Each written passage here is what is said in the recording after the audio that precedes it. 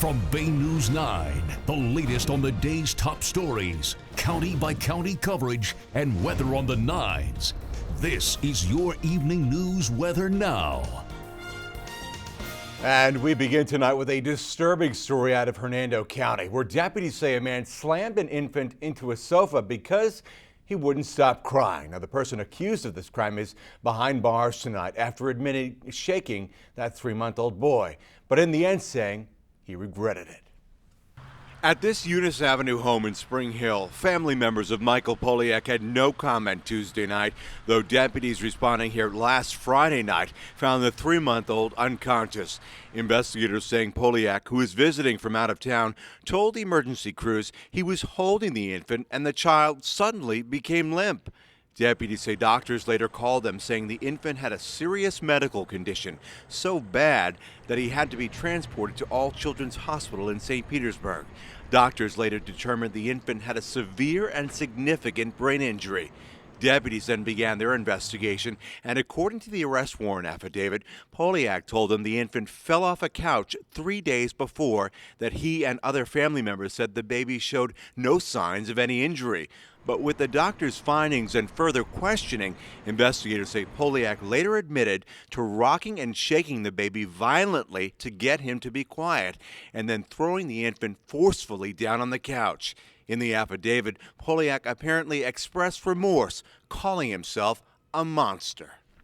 And Poliak now facing charges of aggravated child abuse. He's behind bars on $50,000 bond.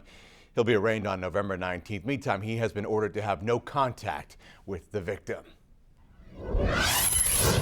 New details tonight on a St. Petersburg teen accidentally shot by her cousin. The 14-year-old boy turned himself in early Wednesday morning, and since then he's been questioned and released. 13-year-old Denaja Jackson is still recovering in the hospital. Police say her cousin told them he was unloading a 9mm handgun when it accidentally went off. The bullet went through a bathroom wall and hit Denaja. A neighbor we spoke with says the cousin is a good kid. He's quiet, a little quiet, but I've never had a problem with him. He's super sweet. He is super sweet. You know, he's funny. He'll crack his jokes, but never anything mean, anything bad. He's a really great kid. Police are still trying to find out where the teen got the gun, who owns it, and where it is now. What happens in Vegas may not be staying in Vegas. Florida may be rolling the dice on some resort casinos. That's if some businesses have their way, but not everyone is ready for what could be a very big gamble. Bay News 9's Josh Rojas from Lakeland now, where leaders heard feedback from residents. The Senate Gaming Committee wants to know what citizens think about bringing resort casinos to Florida. Tracks want slot machines, while family-friendly companies like Disney have been consistently opposed to more gaming. Orlando leaders told the senators they're against any expansion of gambling.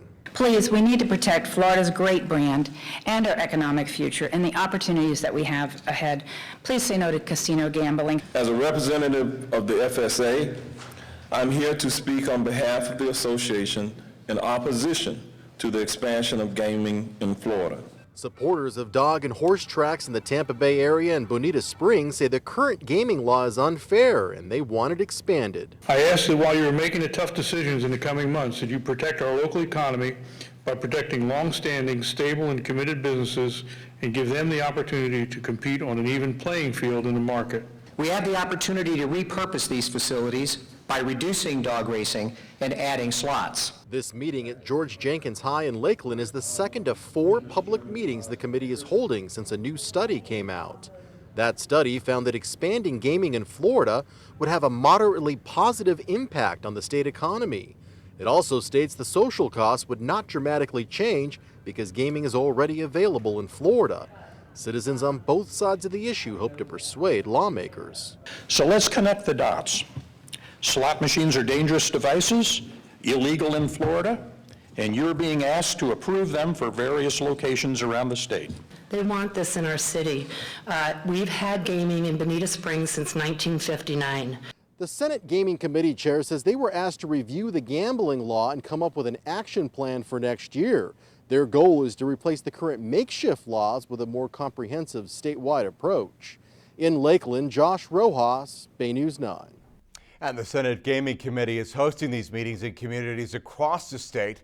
The last two meetings in Pensacola and Jacksonville. A new development now in the case of a Polk County girl who took her own life. Rebecca Sedwick's mother has raised enough money to pay for her daughter's funeral. You may remember Sedwick jumped to her death last month. Deputies say she was bullied relentlessly online by her classmates. Since then, two girls have pleaded not guilty to aggravated stalking charges. Big news in state politics. Alex Sink is running for U.S. Congress. The Democrat will try to fill Representative C.W. Bill Young's office. Of course, you'll remember Young passed away earlier this month at the age of 82. Sink is the biggest Democratic name to enter the race. She'll face competition from St. Petersburg lawyer Jessica Ehrlich.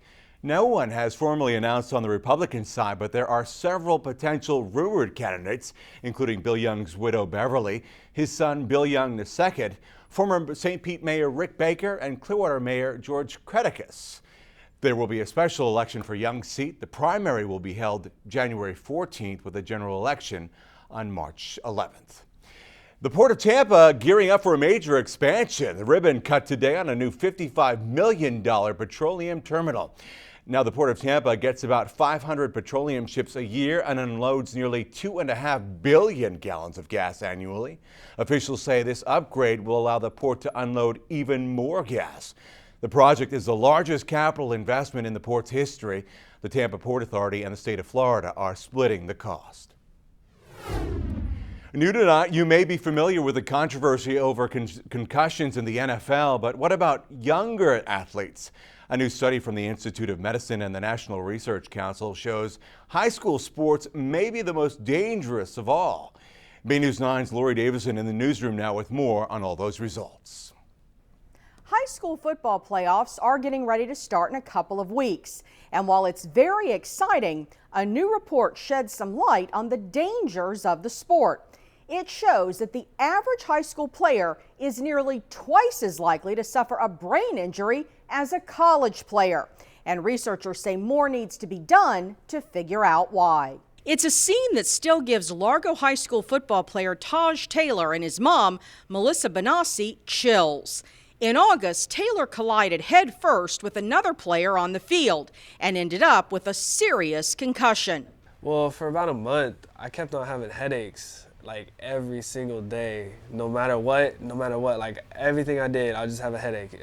Taylor recovered, but a new study by the Institute of Medicine and the National Research Council says more research needs to be done on concussions in young athletes. Benassi agrees. We don't want to take him out of the game that he loves, but we want him to be safe playing it. The study found high school football players are at the greatest risk of getting concussions compared to other sports like basketball, baseball, and wrestling. It also found the concussion rate for high school players is higher than for college players, although researchers weren't able to explain why. Benassi says she thinks it's important for parents to learn as much as they can about potential sports injuries and not to be in a rush to get their child back in the game. That was number one for us, was we really wanted to make sure that Taj was recovered fully, that he's healthy, that he was not displaying any post-concussive disorders or symptoms. Taylor, who's a sophomore, decided to sit out this football season to make sure he's fully recovered. I don't feel 100% right now. I mean, I can play basketball and I can just run around and stuff, but if I hit somebody right now, I get a huge headache. And I know that, so that's why I just sat out for this year. But he's determined to be back on the field, ready to play again next year. The report also concludes that there's no evidence that the latest technology in helmets prevents brain injuries, but it stresses that players still need to wear helmets and other safety gear to prevent other kinds of injuries. In the Pinellas County Newsroom, Lori Davison, Bay News 9. And the Centers for Disease Control Foundation and the NFL Foundation funded that study. Researchers say they'd like to see a national surveillance system put in place to accurately determine the number of sports-related concussions. Tampa Police Chief Jane Castor has a new finger. Check out the video here of her being outfitted with a prosthetic. Now, you may remember Chief Castor lost part of her trigger finger back in June during a boating accident. After that accident, she had to learn how to shoot and draw her weapon using her middle finger. In the hot seat up next, the president's top health official gets grilled over the ongoing website problems for the Affordable Health Care Act.